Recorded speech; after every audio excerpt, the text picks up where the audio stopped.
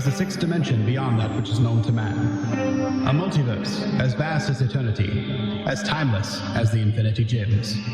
It is the middle ground between the big two and the indie publishers, between sci-fi and mysticism, and it lies between the pages of the reader's imagination. At the summit of entertainment, the dimension of comics, where a humble service is held. We call this service the Gospel of Comics.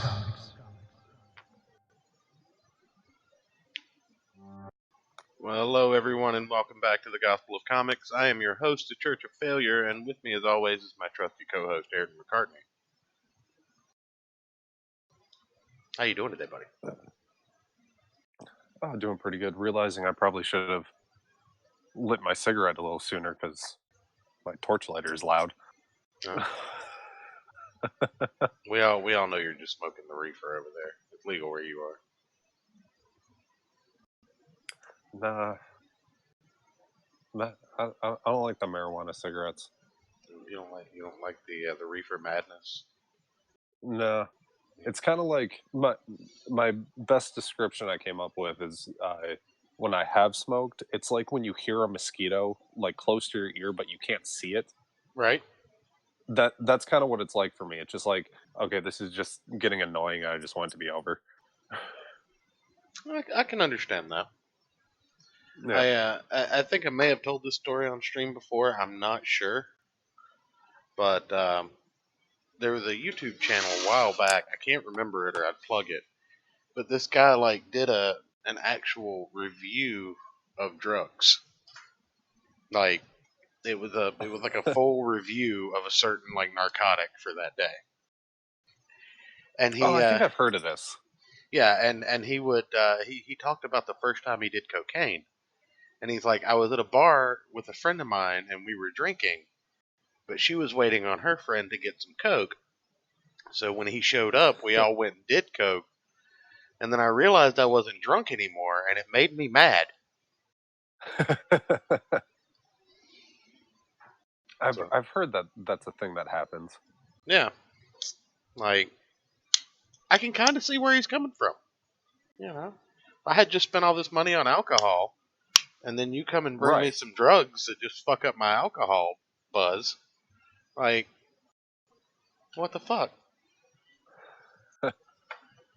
I don't know if you saw it in the Discord earlier though, but I'm kind of sitting in your role this evening. I'm drinking beer. I saw that. So what is it that you like about this beer? What, Sapporo? Yeah, I've never had it. It's delicious. All right, fair enough. There used to be a little sushi joint, and this was 10 years ago. Used to be a little sushi joint right around the corner from my job, and we've got this rich guy that would come and take us to lunch sometime. Me and the other artist in the room because we were all buddies, but he would just come and spring for $100 sushi lunch with drinks. Ooh. And this is where I first tried it, and then I could never find it once that restaurant closed. So I saw it today, and I was like, "Oh God, I have to have it." Huh? I'll have to check that out. I feel like it's pretty hoppy. I'm not a beer guy, but like that weird, kind of citrusy bitterness to it. Yeah, but I like that. Oh, okay. All right, I might not like it then. I don't like the super hoppy beers. I like the more malty. No, it's not. It's nothing like a dark beer. If anything, I would say it compares to what an IPA is. Okay, I might still try it. But I found it and I was like, I'm gonna get some of these. But anyway. How's your day? How's your week been going? We had a couple of topics that we didn't quite get to yesterday, so I figured we could kind of go over those. We read a couple of books for this show. I didn't know if there was anything else you might want to bring up or anything you might want to talk about. Just how I can't believe next week is Christmas, and I'm a bit of a Scrooge. Really? Yeah, it's the whole hullabaloo and all the, it's a pain in the ass. Like, I bought one gift. Oh, Like, I hate having to like go to the store and like figure out what to get people. I don't know what anybody eat. Like, I don't what am have what am I gonna get friends. you? Like last year, I got my one buddy who's also my sister's boyfriend. I just got him a lighter and a cigar and I think like a bottle of whiskey. Like, here you go. I mean, that sounds like a destroy perfect. destroy your health a little bit more. Yeah, I mean, that sounds like a perfect gift. I don't know what kind of people you've been around, but I mean, I'm pretty certain that at least one person got me booze for Christmas this year. Yeah, every year my boss gets me a bottle of Johnny Walker Black for Christmas and my birthday. I thought you were about to say Johnny Walker Blue, and I'm like, shit, you might be able to sell that and make money. No, she did give me Gold Label one year, which was really good. Hmm. So yeah, she usually gets me the black. It's funny, and she knows I'm not, that I'm not really into the whole celebrating thing. So she just keeps it in the paper bag and just writes "Merry Christmas" on it in a Sharpie. It's actually kind of funny, but well, I'm enjoying the whole Christmas season. The fact that you still have bills on Christmas, like I feel like you should get a month. Like that should be your utilities and your rent off as like Christmas gift to you, right? Like there's no bills for that month. yeah, that'd be nice. Merry Christmas. Here's a month worth of free rent. You overpay for 11 months out of the year anyway. Right. Um, Well, the annoying part is so my parents' first dance song when they got married was Journey's "Open Arms," and Journey happens to be playing up here on their anniversary. So me and my sisters split it three way, or are splitting it three ways, and got them tickets. okay. So I was like, okay, I'll buy them. You guys just give me the money for them. So I bought those on Saturday Okay. or Friday, and then my phone bill was due yesterday. So I was like, God damn it! Mm-hmm. Of, Yeah. of course it is. Yeah. Let's just go ahead and be poor for the rest of the season. Yeah. Fucking hell. Well, that's what savings accounts are for. So, What's that? well, yeah, you have kids. I I mean, haven't. there's not much in there because I bought 2 guitars in the last year. So, All right. yeah, I've spent like $1,400 just on music equipment in the past year. So, Yeah. I mean, when you put it like that, I guess that makes a little more sense. Man, Centurion in the Discord is just coming through like a motherfucker. He's just sending links left and right. yeah. All right. There's something that we didn't get to last night that I want to bring up first and foremost because it was I wouldn't say a hit piece, but it was it was a very pointed opinion piece. You know what I mean? Yeah. Well, apparently the same thing that we've argued, not argued about, but yelled about on this show.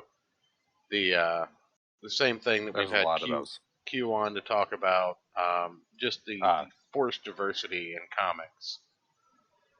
The Yeah. thing is this was written in the last 7 days, or at least posted in the last 7 days, but it doesn't. It's referencing things that have been happening since like 2016, as if they just happened. So I don't understand like why this is just now coming out. Needed content. Yeah, I guess, but I mean, And that's kind of because I agree with the article, but I'm being a little critical of it because where was this when it was actually happening? Yeah. Did these Yeah. people think that they might be able to, finagle a fan base or whatever if they just kind of went with it and realized they couldn't? And I've also never heard of this website, Question More. Um, so, Yeah, I haven't heard of that either.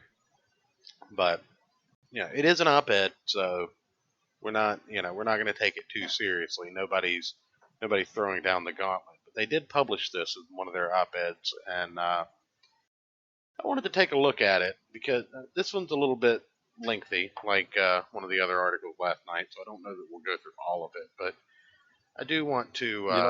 I'd like to see you as an op-ed writer. That would be entertaining. I'd have to have a closing line like, "Sincerely, go fuck yourself." But let's take a look at this. Pushing diversity at the cost of great storytelling is wreaking havoc on the comic book industry sales and splitting the fan base. But beware, anyone who dares criticize risks being cast out of the industry. In autumn 2014, readers of American superhero comic came across something a bit different. The first issue of Marvel's The Unbeatable Squirrel Girl saw an established character strangely changed into a cute, sassy young woman, or from a cute, sassy young woman into an awkwardly shaped goof who cracked unfunny gags about pop culture. She was bluntly ugly, deliberately badly proportioned, and drawn in a casual indie fashion. The book was aimed at hipsters, not Marvel fans. That's fair. Yeah. Um, I mean, I like old Squirrel Girl stuff. oh yeah, Like I thought she was, like a fun, goofy character, and then, I read some, like, what was it, Great Lakes Avengers. oh yeah. I got like one of those books. I was like, God, this is terrible. The fuck is this? Some of the old Great Lakes Avengers was actually pretty funny, but that's just my take. I Yeah. enjoyed some of the old Great Lakes Avengers, but readers didn't take to the character because it looked like an ironic in joke. It became the flagship diversity book for Marvel. Marvel Comics was looking to be politically correct. Other changes soon became apparent at Marvel. Established characters changed race or sex. I should say and or. Female characters Yeah. became unfeminine, male characters became less heroic, and a number of gay characters increased dramatically. More and more traditional characters were changed for political reasons. Newcomers arriving directly from the movies were baffled to find that Hulk was a Korean American and Iron Man was a teen black girl. Ooh, he didn't say African American. Uh Somebody's gonna be mad. oh. I'm just reading, by the way, YouTube. Keep that in mind. Yeah, don't ban us, Susan. It's not New Year's yet. Recent years have also seen an Afro-Latino Spider-Man, a female Muslim Miss Marvel, and a black Captain America. Scorsese may be right that Marvel is not cinema, but superhero films make us feel more than identity politics. Oscar bait. Or make us feel more than identity. I don't know. The drop to diversity comics was strange as the American comics were already diverse. Comic book readers have always accepted new characters with good stories. And the new subheading, this book wasn't written for you. So far, I'm on board. Like, I just don't understand why Yeah. this is coming out now because, I mean, it's already been said a lot of different ways. Yeah, a little bit beating a dead horse, but What made matters worse is that new writers seem to have little ability to write American superhero comics, a genre with specific traditions and rules and tropes. In order to appeal to a new readership, Marvel Comics hired female authors of young adult fiction whose main subject were human interest and slice of life drama, not very compatible with hero mythos, action, and thriller stories. Some writers made no effort to conform to expectations. The current James Bond comic, published by Dynamite, is written by Vita Aliyah and Danny Lore, two black women who have focused their story on a black female character. The fans resented the blatant alteration to history by newcomer writers and editors who believed that they were more virtuous than the fans. Meanwhile, all criticism to the new author was dismissed out of hand. New writers and their corporate backers accused critics of bigotry and hatred. Creators abused fans and told them the book wasn't written for you, and I don't want your money. There was a glee about upsetting devoted fans by despoiling beloved characters. Marvel and DC gave work to freelance creators who were actively driving away potential customers. Wait, this is an RT article? Yeah. That's weird. Why? Well, RT, that's Russia Today. That's the, Russian government. Like, media publication. Interesting. Just, yeah, odd topic for I'd never Russia, heard of I it. guess. Yeah, I'd never heard of it. I didn't know that was even the brand. I thought that was just like a logo or something. I don't know. RT is. I mean, there's some entertaining stuff. You get good interviews with Putin and stuff on there that are hilarious, but I wouldn't expect them to cover American pop culture. Well, I mean, that's what I'd say. Let's give it a whirl. That might be, what part of the lateness of the article coming out is that cultural divide. True. But anyways, new creators alienated regular fans while not significantly increasing consumption by women, young readers, and non-white audiences. A war between comic book publishers and fans had begun. Oh, it goes into the birth of Comicsgate. Oh, all right. All right. By 2017, longtime readers had become bored of masculine women acting like men being weak and stupid, and ordinary white Americans being portrayed as dumb racists. Yes, we were. That about sums it up. They were depressed by the absence of heterosexual relationships between characters. They resented the Mary Sues, tokenistic, overpowered characters who had no flaws to face and faced no real peril, being used for the purposes of representation. They disliked new heroes who moped around and acted like petulant bullies. Readers simply had enough. On a daily basis, I read websites and watch videos where fans reject political correctness and the disrespect of professionals. Eventually, those desperate voices formed a loose alliance called Comicsgate, critiquing bad comics and creating communities and video comment sections. In my book, Culture War, Art, Identity Politics, and Cultural Entryism, I documented the rise of independent creators and readers who wanted traditional apolitical adventures. Alright. Now, the future of comics. In an industry dominated by a few major publishers, a single distributor, and a limited and contracting network of specialist retailers. Oh, and contracting as in it's getting smaller. Okay. Politics has just... What? Don't fucking judge me. Politics has destroyed producer-consumer rapport and long-term trust. The narcissism of political activists and firms, lack of management oversight, predatory practices have decimated the American superhero comic industry at a time where the characters are more famous than ever.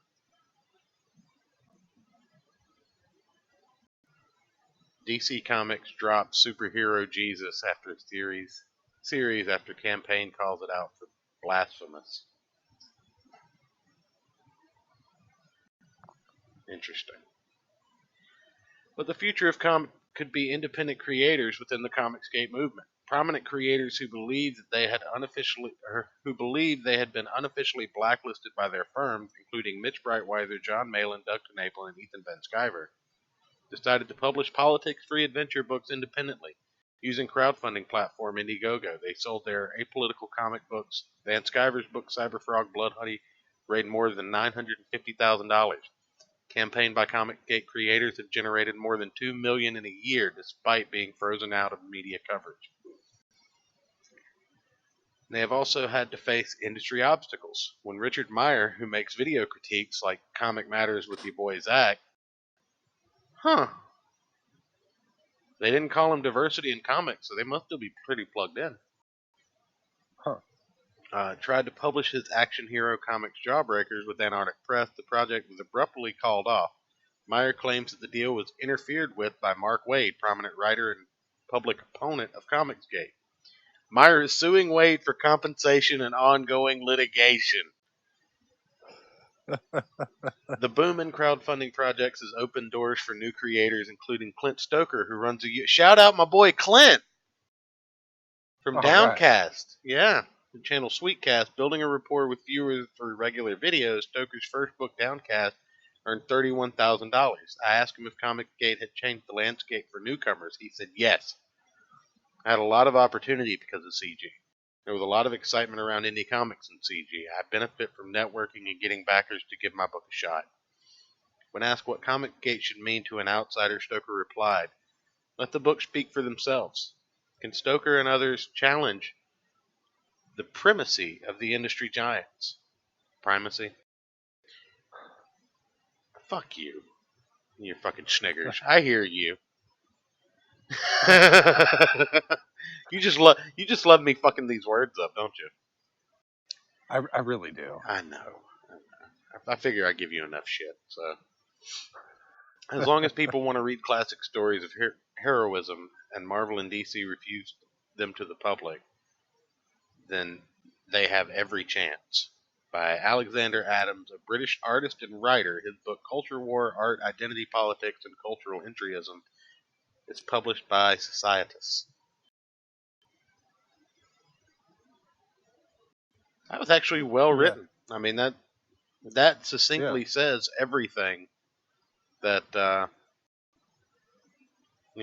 that we've been talking about on this channel for years. It seems. I mean, even though we've only been doing it for 7 months, I've talked about it going on for years. Apparently, this guy also wrote the novelization of the Phantom Menace. Interesting. That's a very interesting resume. I novelized Anakin Skywalker and Jar Jar Binks. And then I got into the Culture War. It's okay. I fought in the trenches of Gamergate back in the day. It's cool. Not really, but I was around, but I didn't really know what the fuck was going on. I watched Gamergate. Yeah, basically. That's pretty much how I went down. Like, I mean, I knew of Ralph. I just never knew he had a show until the Jarbo incident. Yeah. Oh, and that's so weird. Sorry. Go ahead. Just a weird detour. I don't know if you remember,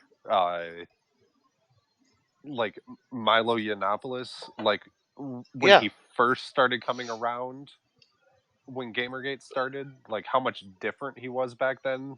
Like, before he got like I used to love him, like when he would just go on like the small shows and all that stuff, and like him and Sargon got drunk and got bitched out by Medicare on a live stream. Oh yeah. They had the wig. Yeah. Yeah, when Milo was on the kill stream, I almost called in and asked how many times he bent Sargon over that night, but somebody else beat me to it, and I was glad for that. Oh. Yeah, I think it was up to when it was him, Steven Crowder, and Christina Hoff Summers, the Factual Feminists. Mm-hmm. When they did that live event that went viral with Trigglypuff. I think like that was kind of like, after that his stuff started not being as good, but like that was kind of like the apex of like his trolling, and then it kind of got a little typical, I guess. Yeah. Speaking of trolling, go ahead. I was just gonna say, it's just great because he gets up to make his opening like speech, and he just goes, "Feminism is cancer, thank you," and then just goes and sits down. No. Well, speaking of trolling, are you familiar with Stone Toss, the right wing comic guy? That sounds familiar. He does the very recognizable 4-panel comics that are usually like questioning things like. I'll just pull one up. Yeah, just pull one up. Stone Toss. even though he tweets like a fucking mile a minute. Let's see here. Tweets. Oh no, he pinned this one. Good, good. Copy image address. This is a Stone Toss comment. If you're looking at the stream there. Yeah, I got it up. Exciting radio, folks. That's oh yeah. This is what we're here for. But I got into it with someone who's aping this guy's bit. And not even got into it with them. Like they were just commenting on how he was really tired of people comparing him. Yeah, that guy. He was really tired of people comparing him to, as he calls it, Pebble Throw. Like obviously he's not mad in the slightest about being compared to Stone Toss. Right.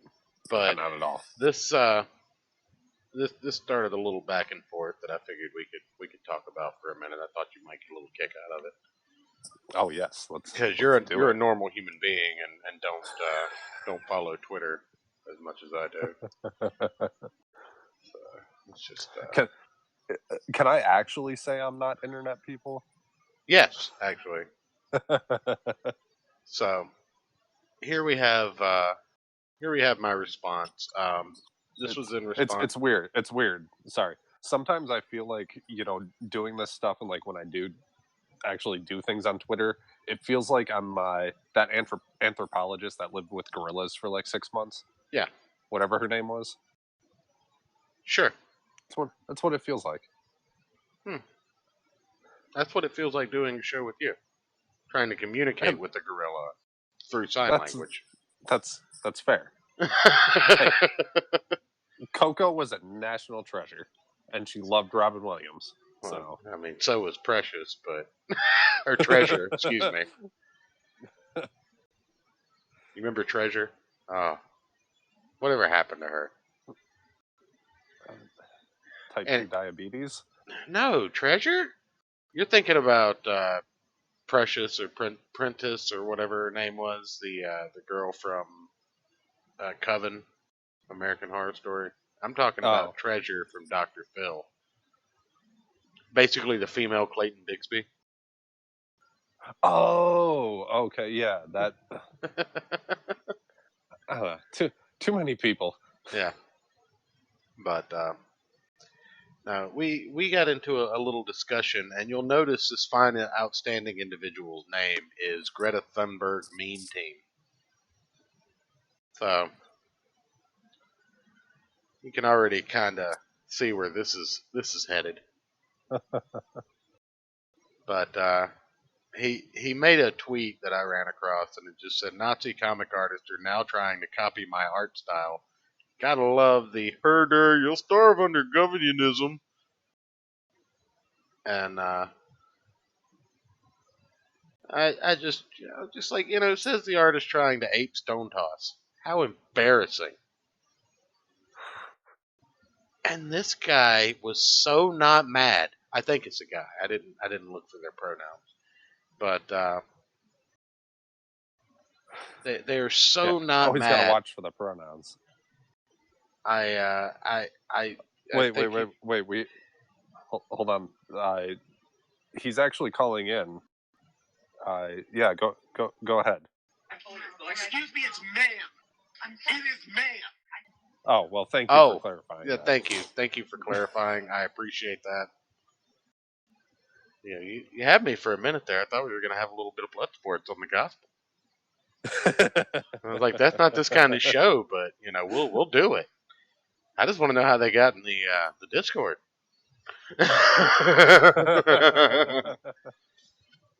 But we went back and forth about it for a little while because he just kept going on and on and on about how, I'm not mimicking Stone Toss, and I'm like, look at this guy's avatar. It looks like a Stone Toss character with hair. Yeah. Then his format is a 4-panel political comic, which is Stone Toss's bit. So I'm just like, you're obviously your style apes his. It's not as refined or a direct knockoff, but it's clearly inspired by his work. Anybody can see that. I'm trying to be respectful. I really do. Like, people think I'm just an asshole because of how often I just get into shitfest with people on Twitter, but I do always try and start off being nice. But At least relatively. some of these people are so delusional. They have they have no self-awareness. And I'm like, that would be like if somebody was at one of the gigs I was playing at and be like, oh, it sounds like you listen to a lot of BB King and Eric Clapton. Nah, this is all me. I haven't gotten any influences from them. Sure. Right. Exactly. That's exactly what it is. And then he got off on this rant about how, oh, I was expecting a more in-depth explanation. How much more in-depth do I need to be? Your shit looks like Stone Tosses when he was, like, starting to work. I can't really get much more in-depth than that, you prick. Right. Yeah, I'm trying to be nice here, but I mean, I'm not going to give you a full analyze Yeah, the line work and coloring. And... yeah, he wants me to give him an outline, basically. Like he wants my outline. And I'm just like, no, that's not what this is. I'm giving you shit. He wants an essay. Yeah, he wants to trade essays back and forth.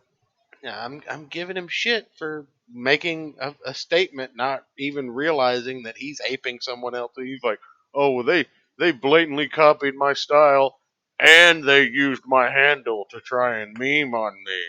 And I'm like, you're on the internet. You're gonna get memed on. Right. Especially if you're an idiot on the internet. You're gonna get memed on. But yeah, he at one point took like 2.5, 3 hours. Trump won. Yeah, he at one point took like 2.5, 3 hours to come up with a response, and kept calling everything a dumb gotcha. And I'm like, I'm not trying to pull a gotcha on it. I'm trying to point out that you are being a hypocrite. Did you pull Sean's thing and just be like, well, thank you, have a nice day? No. Oh. No, I responded, and I asked for how much clearer did I need to be for him to understand that if your artwork looks like someone else's, and I say you're aping their bit, that is the explanation. You want me to break down your line thickness and your palette selection? No, fuck you. I don't do that for professionals. If I see something that's clearly Kirby inspired, then I can point it out. And you know what Kirby inspired means in a comic book? Square fingers. But when you're using the exact same features of the face and adding hair, I would say that's inspired. It's not a knockoff. I never accused the guy of swiping his art, right? Right. Hey, it's JW Spidey. Long time no see. By the way, shout out Matt, what Danielle, up, Erica. How's everybody doing tonight? We're just kind of going through a couple of topics that we didn't get to yesterday, and I went through a little bit of webcomic related Twitter beef I got into earlier. There wasn't really a beef. It made this guy so mad. And I'm just like, you're living in denial. If you don't think your art true. Yeah, if you don't think your art looks like his, then you're living in denial. There's really nothing I can say to fix that. But there were a few other interesting happenings on Twitter that I saw yesterday. I wanted to bring up, but we just didn't have time. By the way, shout out Sean Crummell, great guest. Check out that show last night. And if anybody's wondering, we did initially plan to have Gilbert Deltrez on tonight. With the Christmas season, I think everybody just kind of got a little bit busy, and everybody got their wires crossed a little bit. So we will still try and get him on before the new year, if not directly after. So that is still in the works, but I didn't hear back from him today, and I'm just like, man, it's Christmas. I get it. I'm not even gonna fret about it. Gave him till about 8 o'clock, and I was like, yeah, it's cool. Always have a backup. I mean, really, part of the reason I chose the Hazel and ChaCha is because I already read it. So that was one less thing for me to read. Interesting. But anyway, no, there was one other thing that I wanted to cover yesterday that we didn't quite get to, and that is Bleeding Fool digging into Pocket Jack's comic. Now I don't know how much of this is still going to be left.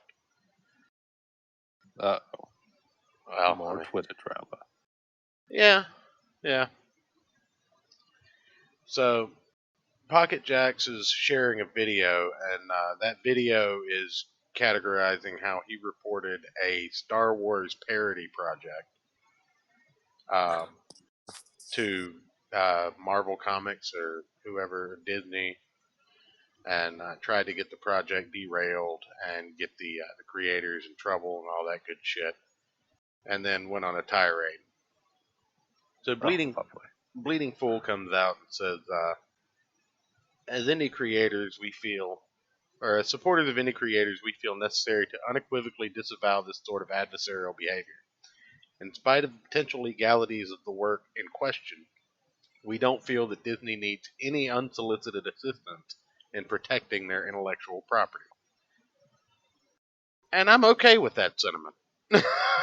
Yeah. I 100% agree. Disney is in no way, shape, or form in need of our help to police content on the internet. Yeah, they have an entire reich of lawyers. Yeah, the fourth one.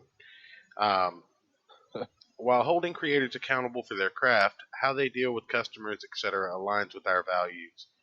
Tattling on creators for what may be perceived as a slight to some corporate overlord doesn't especially when being done by a competitor and not an actual customer. However, accountability is healthy for all creators, and so we concede that the comic in question may not have been executed to the standard that many customers expected. That needs to be remedied and is worthy of discussion. We encourage customers and critics to discuss it, but organizing a campaign to harm a creator by a third party with zero standing is not an action that we can support, nor even appear to endorse, regardless of the legal ramifications for that creator for creating this work. That is their fight, not ours. 100% agree. Yeah. Preston has provided some thoughtful and controversial commentary on our site. We acknowledge some of his contributions may have been contrary to conventional wisdom or the flavor of our internet journal, but continue the association and spirit of bringing many voices to the table. We thank Comics Jack for these contributions and wish him well in the future endeavors on his own platforms.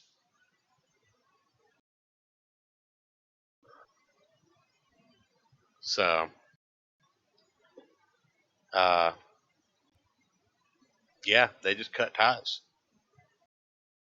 with Comics Jack and put his first name out there.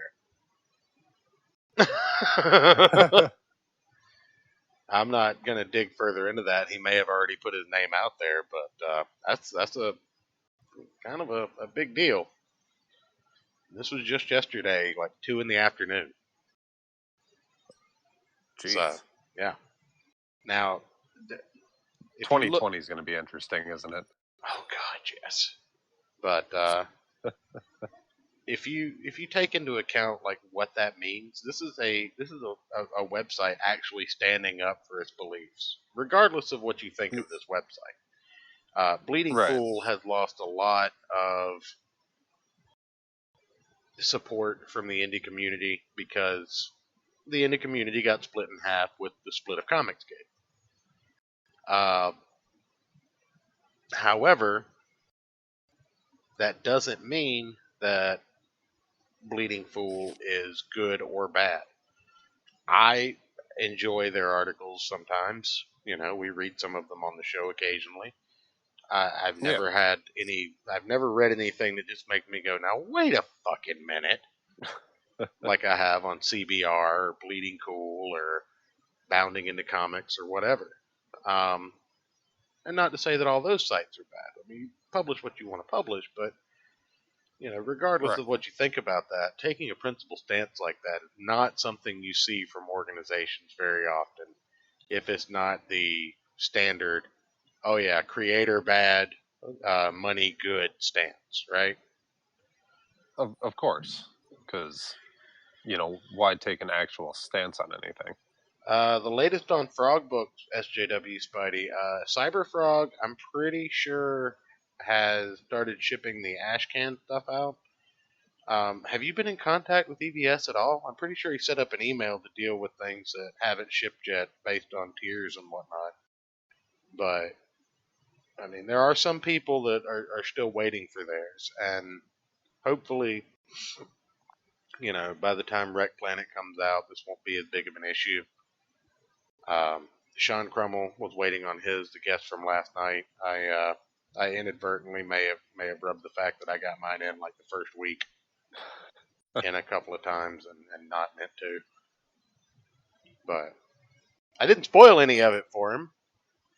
Right. And it's okay because I called you out on it. Well, that's my show. Right. If I can't be like na na na na na, then what's the point? That's a joke, Sean. If you catch the replay on this, or if you're watching, I'm not laughing at you, buddy. I'm just joking. Yeah, I would still maybe just poke him and just be like, hey, my tier didn't have an ash can and all that good stuff. That's a thing too. The lower tiers do typically ship out first. I noticed that on Doug's campaign and Ethan's campaign. And I guess it really it's depends. easier because there's less stuff to pack and Right. prepare and everything. Right. I don't know. It's a hit and miss thing. I feel like with crowdfunding, the sweet spot's going to hit around 2020, 2021 for crowdfunded comics. People are going to kind of get into a groove. There's going to be like a template. Everybody, like, you're going to have the old veterans that have done 4 or 5 campaigns that you can ask. There'll be a guide to crowdfunding that is actually adhered to, and people will take it into account. A lot of these guys, and I'm not defending being late or anything like that. And I'm definitely not defending anybody that takes money and doesn't even put out a product. But a lot of these guys are just artists or writers. The idea of creating a comic book is just so easy nowadays that I think it was very enticing for these guys to just make their own, and I'm glad it was. But I don't think that any of them were prepared for what the endeavor would actually bring, except maybe Doug Knape. Right. He created books before, from start to finish, ground up. A lot of these other cats have just been involved in the industry or were just fans. So, hopefully, like I said, within the next year or two, 2020, 2021, all of these stuff will just yeah, I'm sure it'll smooth out decently well. Yeah, and that's another thing. Like, people are gonna have to take that into account, Spidey. Like, you don't really get that many chances with stuff like this. It's a lot of time to tie up money for something that you're not gonna have 6 months in advance to still have to wait an additional 3 to 4 months to get it after the fact. Yeah. And when other people are receiving it and flaunting it all over social media, it's a double-edged sword because when you're already late, people are yeah, Yeah, I get that. Um, and I think Ethan has, made some attempts to stop being so bravos. But I don't catch a lot of his content. But he's not as prolific to be streaming all day, every day. He's not involving himself in a lot of the Twitter drama that he used to, or I'm at least not seeing as much of it. But again, like I said, yeah, if you feel that way, I completely and totally understand. Oh yeah, I totally get it. Like, I wish Grom and Monster MD showed up to my house like a week after, backing the campaigns. But, right. Well, the thing is a lot of these guys, like Sean, was a day one backer, and he still hasn't gotten his book. That book crowdfunded in 2018. It's going to be 2020 probably before he gets his. Yeah, and it's and it's supposed to ship sucks. at the end of 2018. Right. And it totally sucks, and we both get that, but this is a new frontier for this industry. This is like getting electricity when for when Tesla first invented modern technology, because fuck you, Edison. And there's going to be some speed bumps, but it'll definitely smooth out over the next couple of years. But again, like I said, if it's not addressed the right way, and I'm not trying to tell anybody how to do their thing, but I would say that if I was that far behind on a campaign, that I would bend over backward to make sure that the people who had been waiting the longest, or who hadn't received their stuff, like, I would try and be on top of that. I'm not saying that I would do a good job of it, but for all I know, he might be. I don't know anything about the situation, and I'm not trying to kiss up to him particularly or anything. I feel like this is going to be a learning period, and some damage is going to be irreparable. That's the nature of the beast. You're going to lose customers that you pissed off in the first campaign. Getting involved with that spat with Doug, and getting involved with that spat with Mike, and being in the middle of the controversy that divided the community in the first place, that wasn't smart for anybody involved. I don't think. As a customer from the outside looking in, like, I just want these guys drawing comic. I really don't give a shit that they're arguing with other grown men on Twitter when I'm still waiting on a product. You hurt my feelings. Shut up and draw my damn comic. Right. And I feel like that's the general customer mentality. Now, they are people too, and they're allowed to do whatever the hell they want to, but yeah.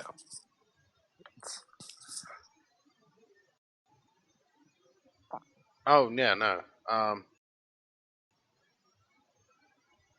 I completely and utterly agree, man. Just to put a little levity on the situation, just be glad you didn't back the Rob Liefeld book we looked at on the show that was 6 years late. But no, I completely and totally understand the off-putting session of it, because, like you said, it's done being talked about. Everybody's already had their hoorah over it, and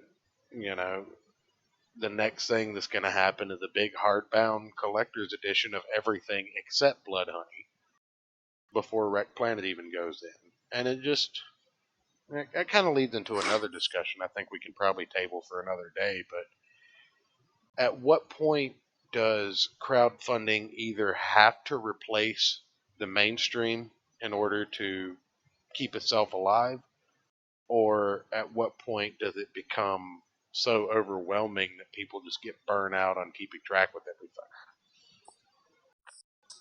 Yeah. I mean, that might be a good discussion to bring Thor in on for. Yeah. Like, it feels like to me, I think it's going to burn out A a sentence I lot. never thought I would say in my life. You But know, I think the crowdfunding gimmick is gonna experience a lot of burnout, and a lot of indie guys are gonna come in on the tail end of that, and they're gonna have a hard time. I think. I mean, yeah, well-known creators, they'll always make their nest egg for their projects. I don't think Doug TeNapel will ever put a book out that isn't going to fund. right. But for the guys that didn't get in on the ground floor and develop a fan base and put out a quality product, or for guys that disappointed too many people and go for a round two, I don't think that well's going to stay tappable for much longer in the current format. Like, I think there does need to be some kind of organization, some kind of streamline, because there's only so many $25, $30, $40 comics people can afford. You mean like Alterna distribution? Oh, I mean, let's let's let Comics Pete have the rest of the year off before we ask him to shoulder the brunt of more responsibility. Fair enough. He's lost his printer. Go ahead. Merry Christmas, Pete. We'll just keep shilling Alterna for the rest of the year. Oh yeah.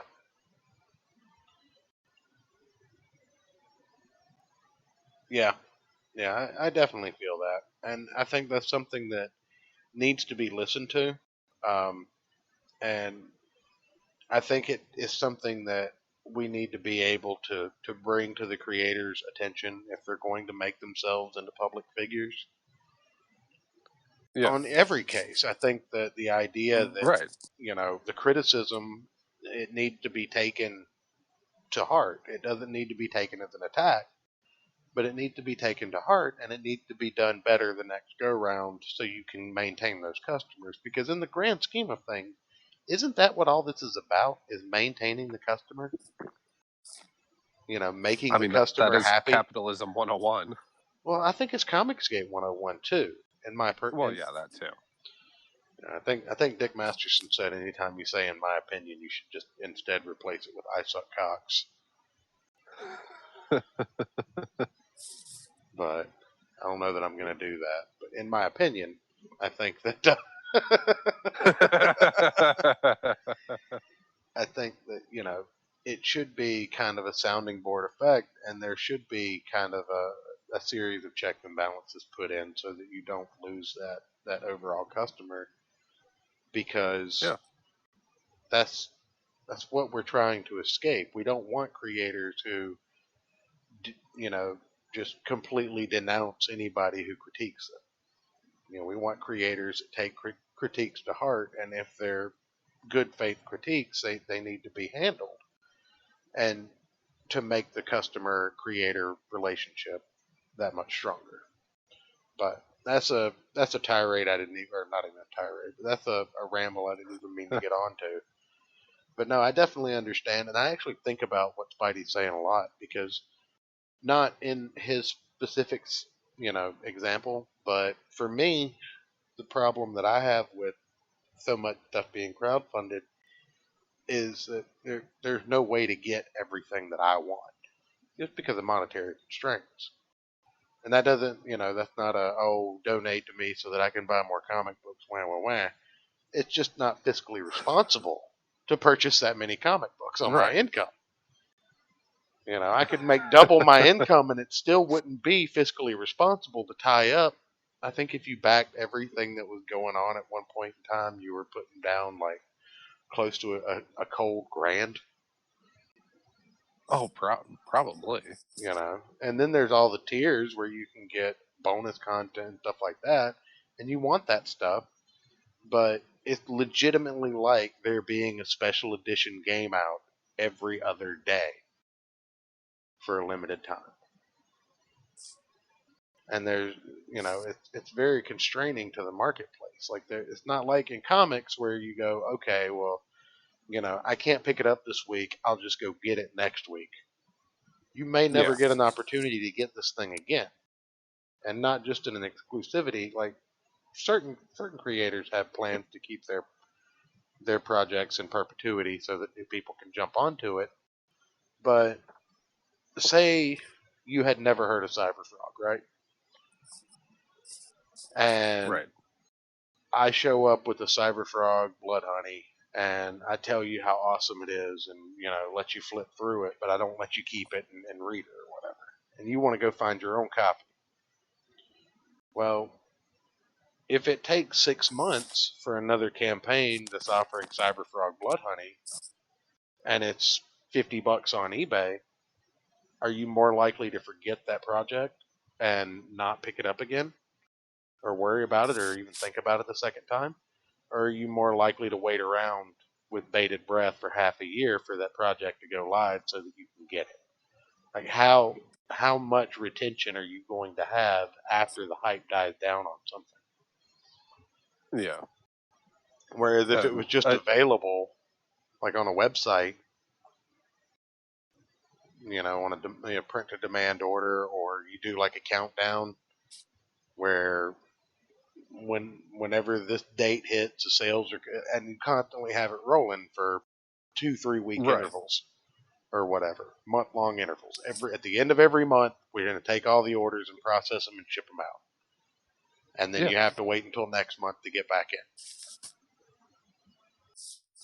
I mean, I think we've touched on that before, like some sort of print on demand service. Yeah, does it? Yeah, it could be like a central, like, retailer site, or however you want to do it. But I mean, I would love to go back and at least half the creators we've talked to, if not the majority of them. Yeah, I would love to be able to go back and get a copy of their project at a later date, when I could afford it or something like that. Right. And even if you had to print more on a certain month, you could just turn around and just put it in stock. It just that's still my main gripe, is that, again, the availability of these books they're very low. Yeah.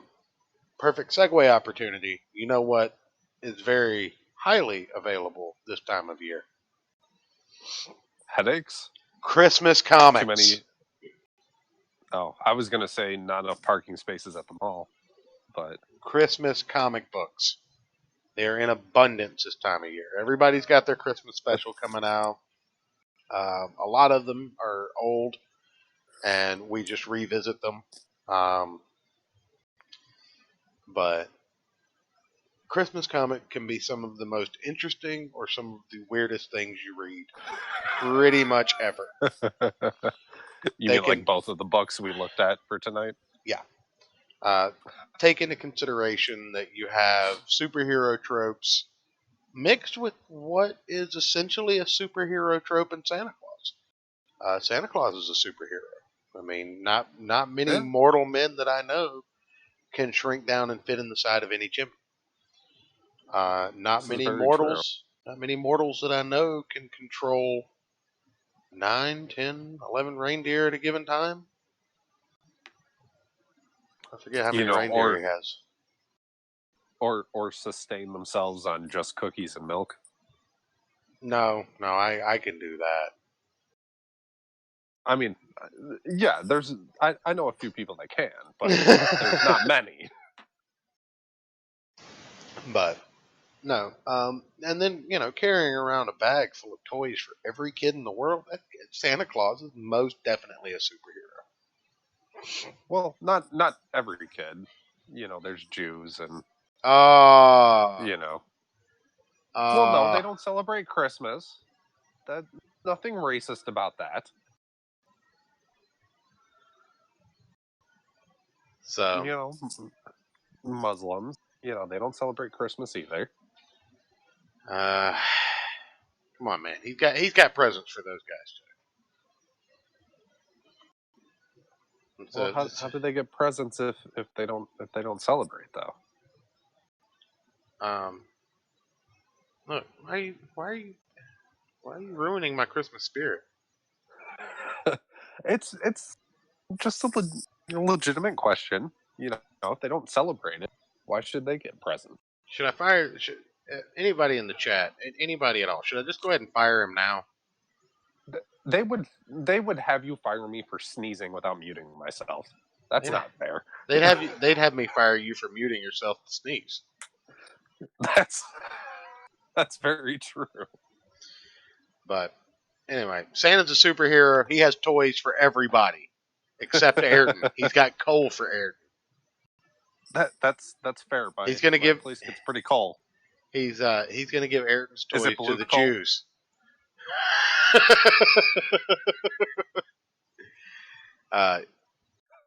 No, it's not blue coal. You'd like that too much. Black coal. Black used coal. Wouldn't used coal be gray? No. I colored it black with a Sharpie. Oh, fair enough. You'll not get any warmth from your coal. Anyway, we looked at a couple of Christmas books tonight to talk about in the end of the show, and if we have some time, or probably Wednesday, we can go through some Christmas webcomics provided to us by Centurion over in the Discord, and have a nice fun chat. What do you want to start with, Hazel and ChaCha or Larfreds? That's a tough decision. They were both weird as fuck. Let's start with Hazel and ChaCha. All right.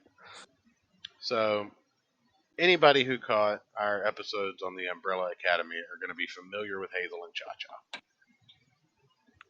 They are the temporal agents who basically caused the end of the world before the Umbrella Academy went back in time to save Kennedy or kill him or something.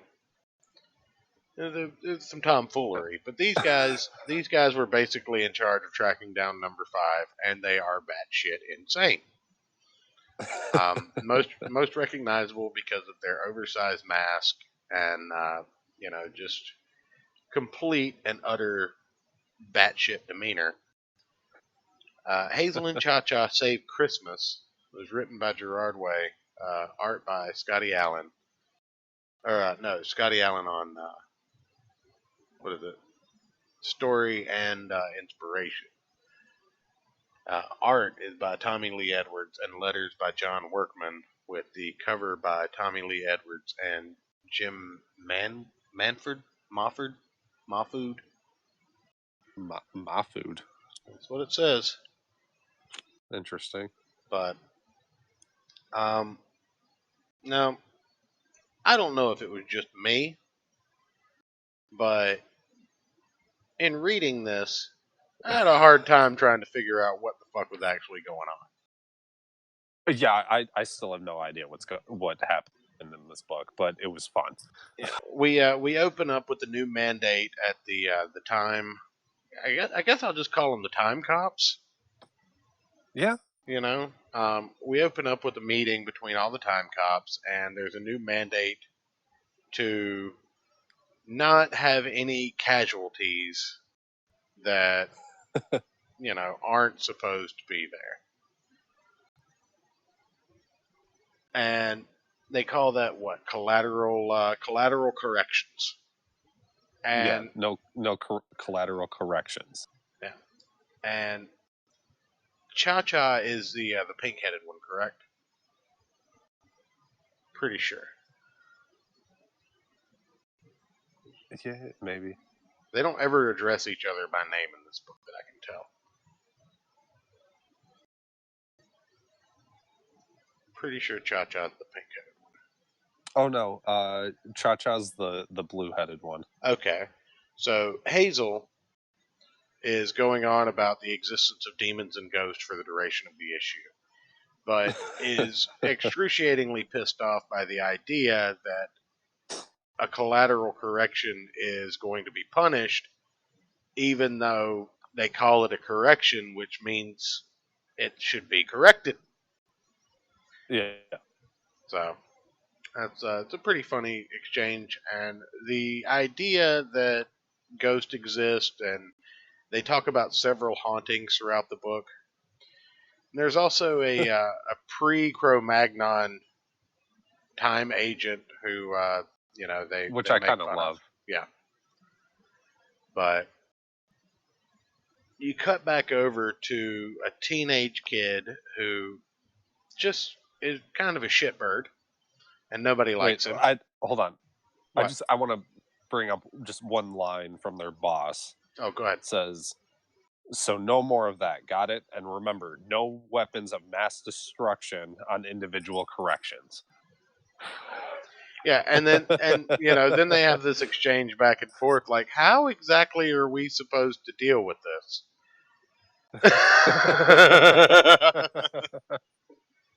Oh man, finding out that Hazel is the one with the rabbit head. That you said Hazel was the one with the rabbit head, right?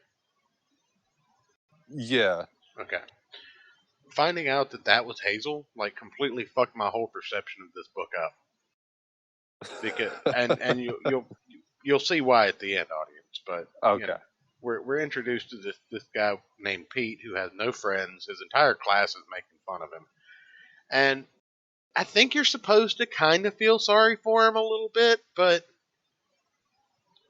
as a guy that grew up in high school, if your entire class, including your teacher, is making fun of you,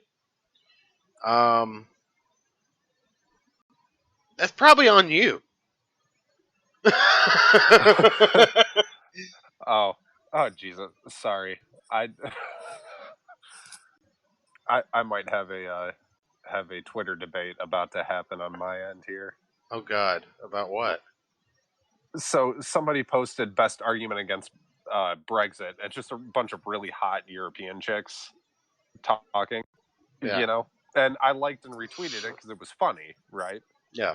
And then this guy just now responds, so your argument against self-determination and independent United Kingdom is your ability to do what? Date/screw, marry foreign toddy? Is someone removing your ability to travel? How shallow are you? You definitely need to move to mainland Europe.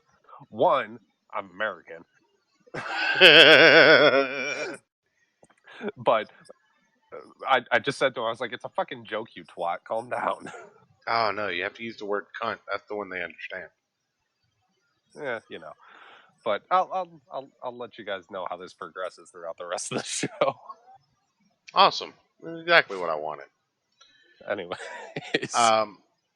But anyway, the Hazel and ChaCha, they land, and it's unclear who their target is until you find out that they're later on. And again, they're constantly going on about ghosts and hauntings and everything. It's actually a really well paced and fun book.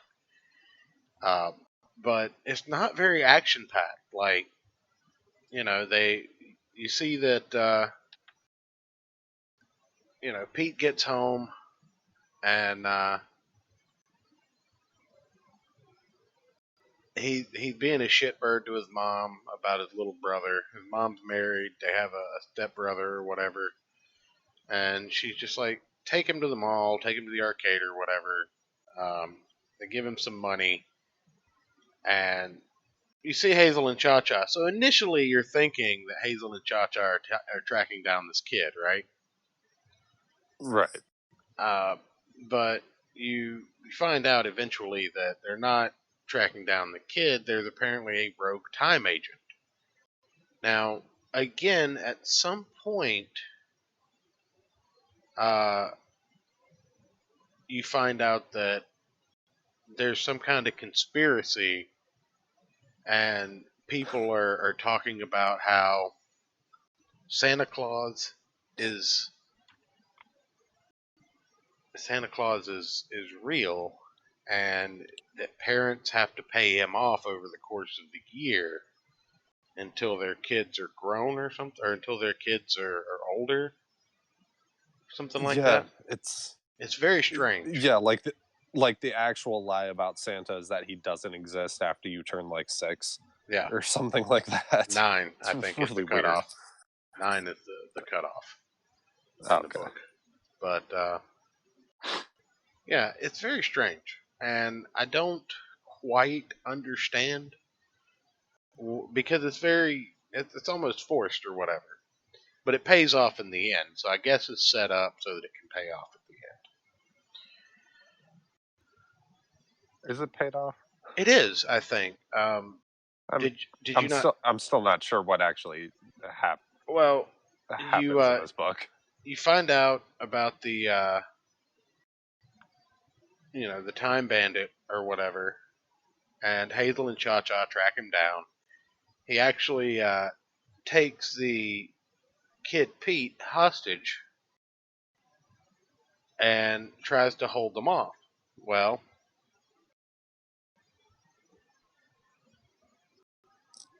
then the actual Santa comes out and explains that Pete shouldn't go telling everyone the truth about Santa Claus. This is again a part that I don't really understand, but apparently Santa Claus needs them to stay in business at this point. It's very strange. They also do blow up a Christmas tree. Oh yeah, but the Time Bandit basically pulls Pete off the stage. Hazel and ChaCha take the stage and blather on about some student government. They blow up the Christmas tree, and then Santa Claus shows up with a bazooka for them to help them out. And they use the bazooka to take out the Time Bandit and Pete. And Joey, the kid, is left unscathed, but has no clue where the hell Pete went, because Pete's dead. Pete's dead, guys. Yeah. But throughout the course of the book, they've been carrying around this case, and Hazel's been carrying around this trombone, excuse me, in the case. See, I'm not a music. They all look the same to me. Hashtag not all wind instruments. He's been carrying around this trombone in a case, and they take it back through time while ChaCha is dealing with the cleanup of breaking all of the rules and blowing up an entire school. And ChaCha goes back in time and gifts himself the trombone, I guess, after explaining that he never stopped believing in Christmas and Santa. So it's kind of warm. It doesn't make a lot of sense. It's stylistically beautiful, and it paces. It follows. It's just as confusing as Umbrella Academy always is. Like, you get done reading it and you understand everything that just happened, but you don't understand why everything just happened. You understand that things happened. That's a good way to that's a good way to explain.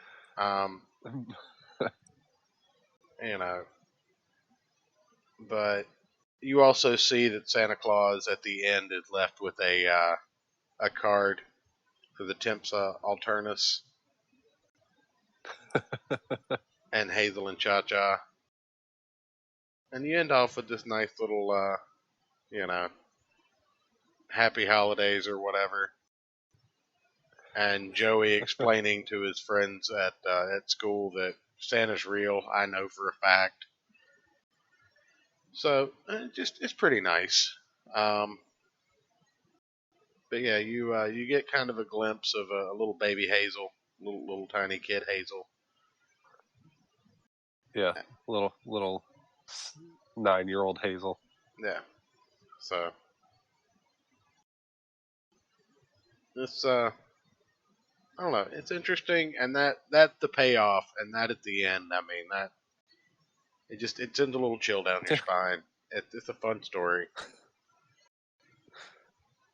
I don't. Yeah, it's fun to read. Makes no sense, but it's a lot of fun to read. Yeah. Now the second Christmas special that we have, Larfreeze, Green Lantern Christmas special. That one made a lot more sense. I actually basically saw that one as a retelling of the Grinch almost, Yeah, I can see that. but with Green Lantern trappings. Larfreeze basically wakes up having moved to Earth to experience Christmas, and he's built a cabin with the chimney and left out cookies and milk. And there's even a little recipe for Larfreeze's cookies. Yeah, which don't you kind of want to try making them? Oh yeah, Like if we were playing this more in advance, I would have done it. Just yeah. Just live stream you baking cookies. That'll be a Patreon special New Year's. Ayrton bakes. well, I mean, I would have baked them beforehand and then tried them once we went live. No. We have to stream you baking them to the Discord. The people demanded, Ayrton. The people are me. I mean, they're going to now. But anyway, you get to see Larfreeze's Christmas list, which is infinitely long. Some of the items include like a hovercraft and shit like that, and then Green Lantern later in the book shows up and it's like, why are you terrorizing a? Let's not get too far ahead. Yeah. Larfreeze discovers through superior logic, like just the best logic, that Santa Claus didn't even come to his house. So he proceeds to go on a tirade and terrorize a mall full of Santas. And can I just say, I love that instead of just flying, he made a construct sleigh and reindeer. Oh yeah. And he was very pissed off about this, but Santa Claus, obviously in the Green Lantern universe, is not real. So it's definitely real in ours. So. You just saw it in Hazel and ChaCha. But Santa Claus, the fake ones in the mall are all terrorized, and this kid explains to him that the real Santa, lives in the North Pole, which is true. That's where the elves on the shelf come from. So Larfreeze flies to the North Pole after briefly asking which way is that.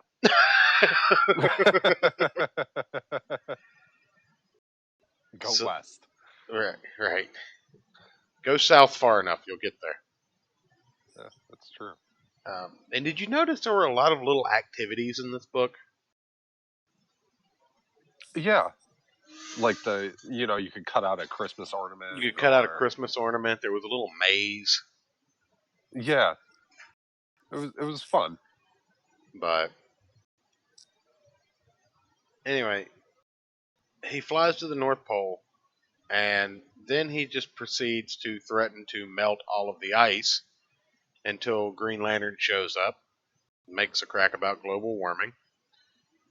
And yeah, I mean, kind of been a hot button issue for a long time. This is an older book, I'm pretty sure. Yeah, I mean, it was enough of just like a quick one-liner that it was kind of like, yeah, okay, just keep reading. Yeah. But Green Lantern then goes on this whole tirade about how everything on Larfreeze. Well, hold on. Their fight scene though is great because the constructs they use first. Oh yeah. Green Lantern makes a Yeti. Is it a Yeti or a polar bear? I can't tell. I think I'm gonna say Yeti to like grab Larfreeze and hold him in place, and then Larfreeze shoots a Christmas tree at him that he then makes a wood chipper to catch, and it's this is why I love Green Lantern Yeah. comics. Oh, yeah. Is the wood chipper actually turned the orange Christmas tree construct into orange like wood chips? Oh, yeah. It's great. But Hal Jordan has to explain the spirit of Christmas, and Larfreeze, being the Lantern of Avarice, is immediately like, I want it! So he explains what, Christmas means about giving to people who need things, and they go through a junkyard.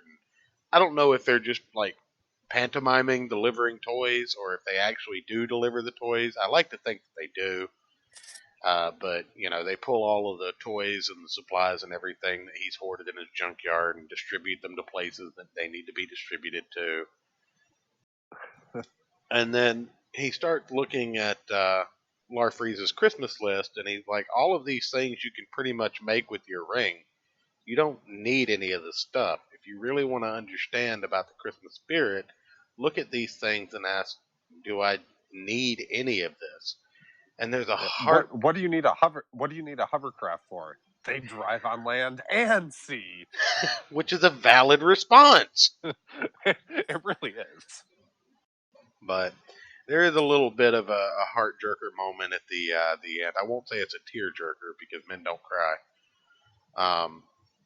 But after he says that, he flies off and leaves Larfreeze to look at his list. And there's one thing at the very end of the list that he can't make with his ring. And it just says, my family. And you're just like, oh, Larfreeze. Poor guy. And then there's a really cute comic about Glomulus, his little, ring-generated sidekick. Yeah, it was kind of too cutesy. I couldn't actually read it.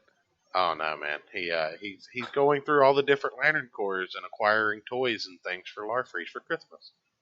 He even took a blue bird and painted it orange for him. Yeah.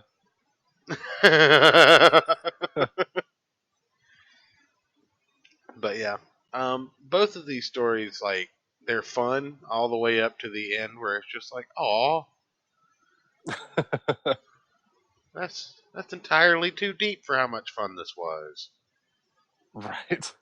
So I'm really curious when we look at the next couple of Christmas comics as to whether or not that's going to be the similar experience.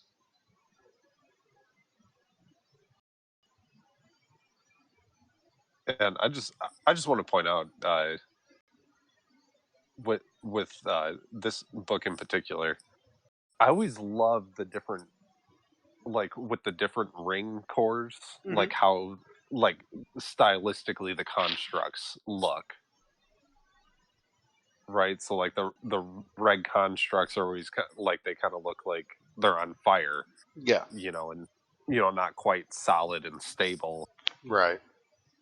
And as you get closer to the Green Lantern, green's the most stable of the emotional spectrum, if you will. Yeah. So they're super solid, hard lines, and then whichever way you go from there, they slowly get more unstable, whether it's red or the star sapphires, and that's always a cool little stylistic thing that I always really like anytime I read a Green Lantern book that involves other cores. Well, one thing that I always kind of appreciated was that Larfreeze was so unique. For people that don't know, Larfreeze is the only Orange Lantern, except for a brief amount of time in Blackest Night where Lex Luthor was also an Orange Lantern, and that didn't go so well. But as an Orange Lantern, instead of normal constructs like they displayed in this book, I've never seen Larfreeze use his ring to make a construct. Larfreeze always uses his ring to summon the, shells of the enemies he's defeated as other Orange Lanterns. His constructs are his fallen prey, basically. Right. So it was kind of it was a little jarring actually to see him throw a Christmas tree at Hal Jordan. But I guess if you expand it to him being the most greedy being in the universe, he's probably stolen a tree and stolen reindeer before. Probably. So Yeah, he's definitely like I don't want to say fun because he's also like super tragic of a character, but he is like a super entertaining character. yeah, and that's a broad range of that's a broad spectrum for a character to be able to hold up to. Very few characters are able to carry that kind of levity as well as Yeah. tragedy at the same time.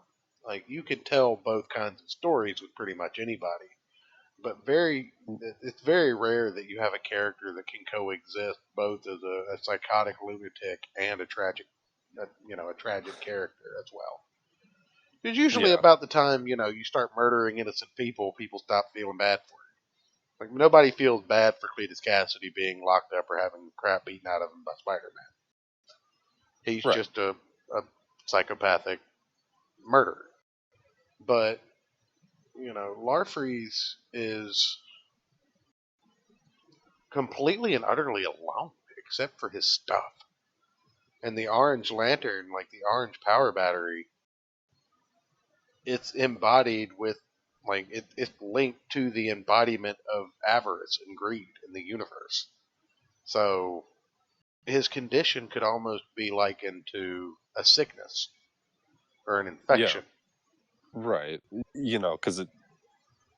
Out of the two, though, I feel like Hazel and ChaCha was definitely more. Kind of like. But I don't know. I enjoyed both of them, but like I said, out of the two, I think Umbrella Academy, Hazel and ChaCha Save Christmas is the winner between these two. And that's coming from a lifelong Green Lantern fan. Yeah. Well, I mean, Hazel and ChaCha is just so over the top and makes no sense and reads like a LSD fueled fever dream. Yeah. That to take down your time traveling enemies. Often. I ask for one every year. I put it on my list. I check it twice. I would stop using the word cunt for a whole year if I. Oh, it's a good trade-off. I would think so. Oh yeah, yeah, absolutely. I mean, you'd fail a weekend. Probably. While using the bazooka, no less. How's it going, Captain Weeb? Good to see you, buddy. Oh, so I don't know. What should we review for our next Christmas comics? I think some Hellboy might be in order. Let's see. Where's the? Or we could do the Marvels. I sit down and take notes on that one. There's also the Lobo ones too. Oh, we're definitely going to look at that one. I mean, we've got a few shows before Christmas still. Yeah, there's also Santa versus Dracula, which I want to look at. And we may end up doing a show on the 23rd. Because I have to work that day anyway. So I don't know. I don't know what your plans are that day. What day's the 23rd? Monday.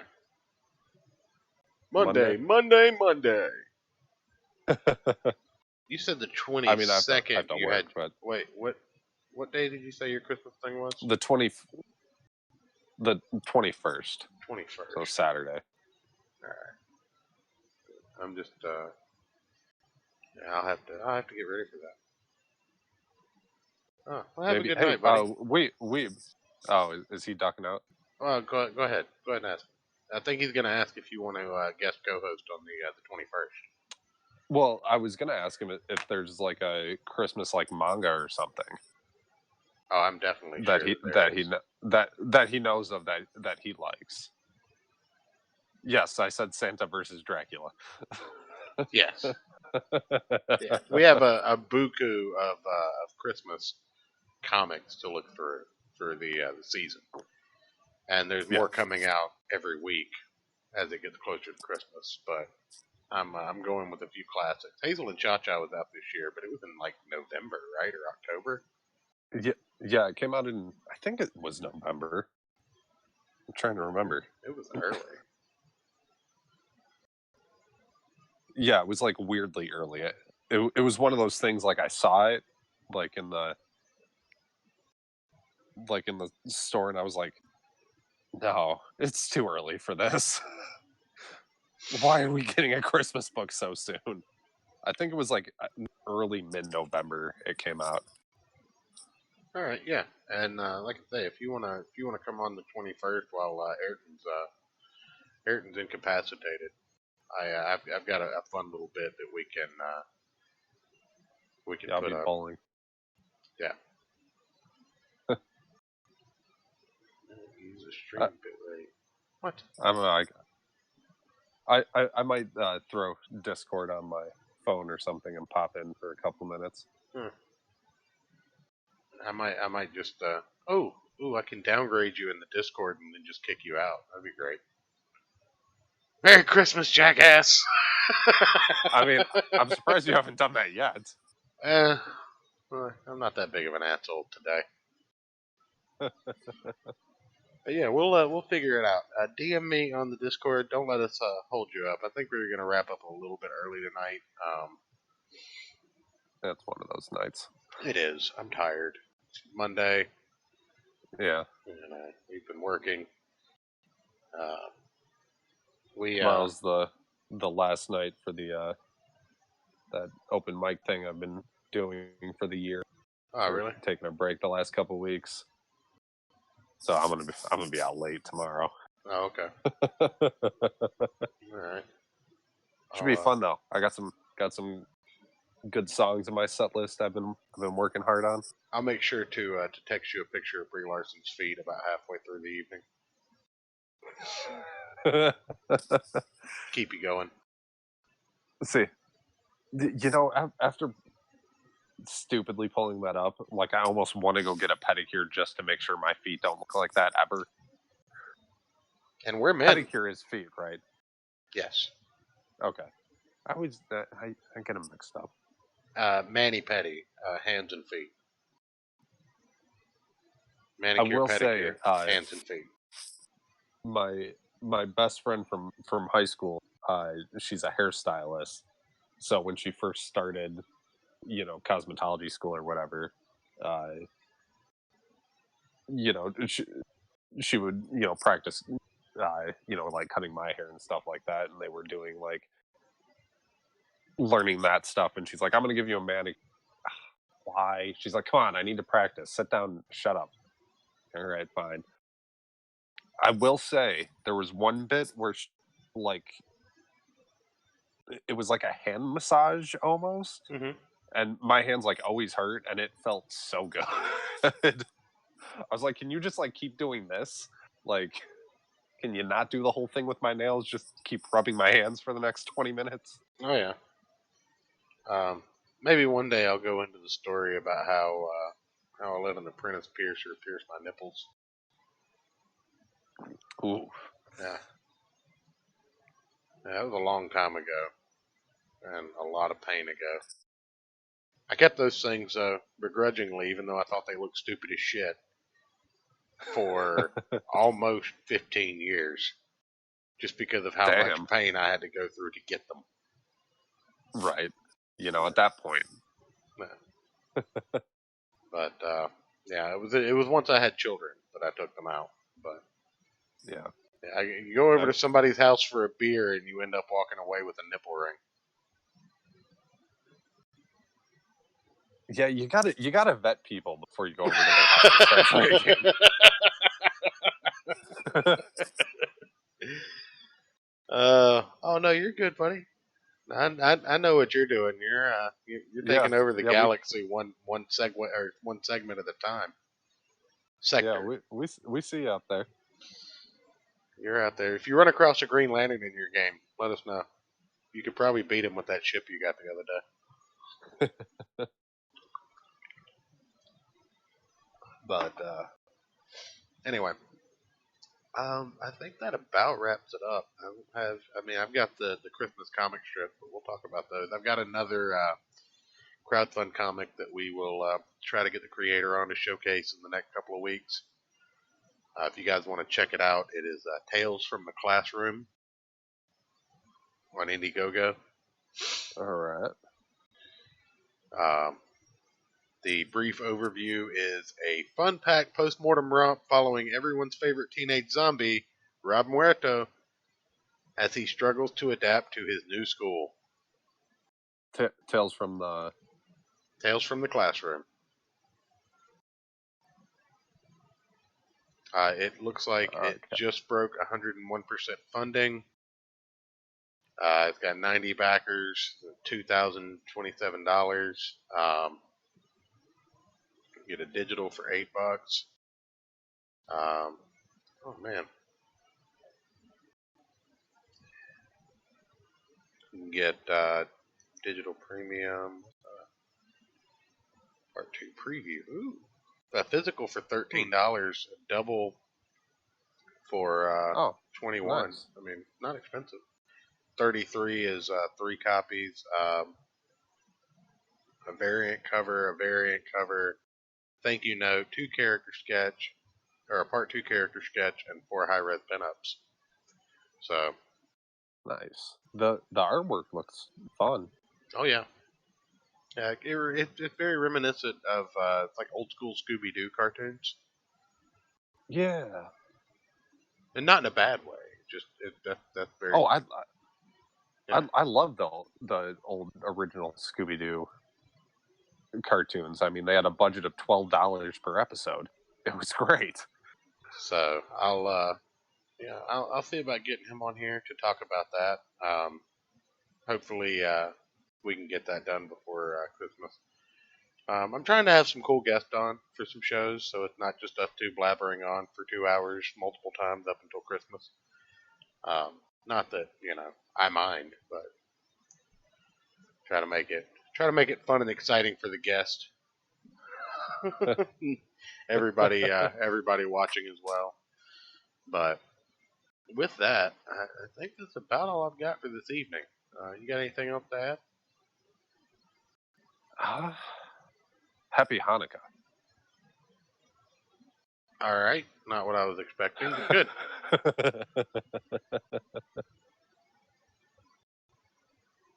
Oh man, I will. I have to put this up on the screen real quick. Von Klaus has decided that this is how he is going to start his next book, and everyone else that is a writer or a comic book fan should as well.